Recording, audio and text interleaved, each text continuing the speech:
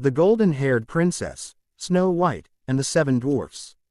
Once upon a time, in a far-off kingdom, there lived a beautiful and kind-hearted princess named Snow White.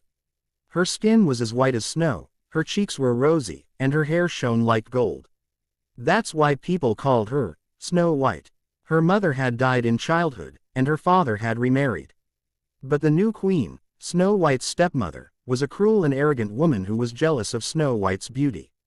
The magic mirror and the queen's conspiracy. The queen had a magic mirror that she would ask every day, "Tell me, magic mirror, who is the most beautiful in the world?"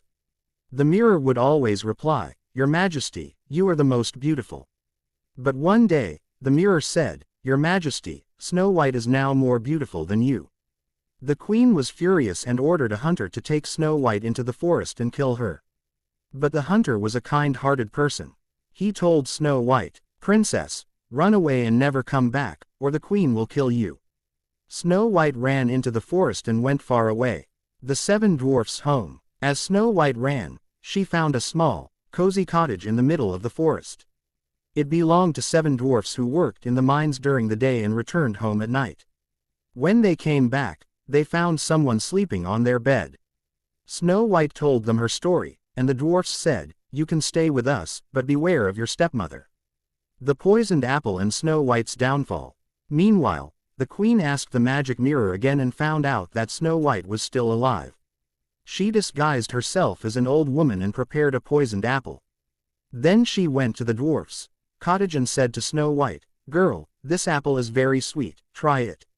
As soon as Snow White took a bite of the apple, she fell to the ground and became unconscious. The queen laughed and said, "Now no one will survive. I am the most beautiful." The prince's arrival and the happy ending. When the dwarfs returned, they found Snow White dead. They cried a lot but didn't bury her.